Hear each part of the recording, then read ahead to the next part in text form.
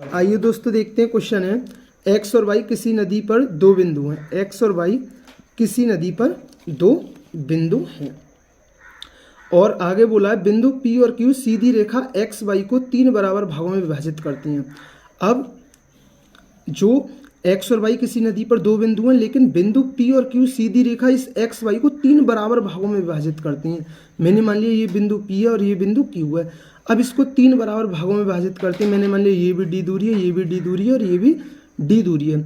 उसने बोला नदी एक्स वाई के समानांतर बहती है। कोई दिक्कत नहीं है, नदी एक्स से वाई की तरफ बह रही है और किसी नाव द्वारा एक्स से क्यू तक, तो एक्स से क्यू तक और वाई से क्यू तक की यात्रा में लगने वाले समय का अनुपात 4:5 है।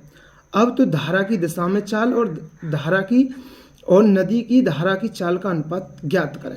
अब दोस्तों हम जानते हैं नाव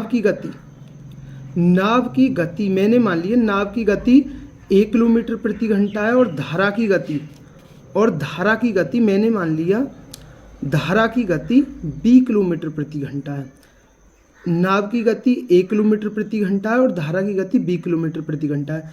हम जानते हैं धारा की दिशा में चाल जुड़ती है और धारा के विपरीत नाव की चाल घटती है। अब ये धारा की दिशा में उसने कितनी दूरी तय की, ये डी दूरी है, ये भी डी दूरी है, तो डी और डी 2D दूरी तय की और किस चाल से, धारा की दिशा में चाल जुड़ती है तो a + b चाल से।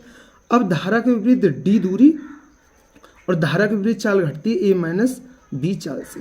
अब 2D दूरी a + b चाल से, अब ये d दूरी a - b चाल से, तो इनका जो समय का अनुपात है वो कितना 4:5 है, वो कितना 4:5 है।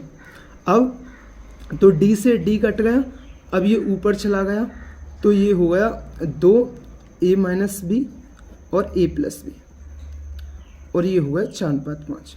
तो 2 से ये कट गया तो क्रॉस मल्टीप्लाई कर दो, 5a - 5b बराबर 2a + 2b। तो ये इधर आके 3a और ये इधर जाके प्लस, तो ये 7b। तो a और b की वैल्यू आ गई 7/3। अब हमसे पूछा है धारा की दिशा में नाव की चाल, तो धारा की दिशा में नाव की चाल क्या होगी a + b और बोला है नदी की धारा की चाल और बोला नदी की धारा की चाल क्या होगी b। तो बोला है इनका अनुपात ज्ञात करें, तो a की वैल्यू 7 है, b की वैल्यू 3 है और b की वैल्यू 3 है। तो आंसर क्या होगा 10/3। ये दोस्तों नाव धारा का बहुत ही अच्छा क्वेश्चन था जो CGL में पूछा गया था। थैंक यू दोस्तों।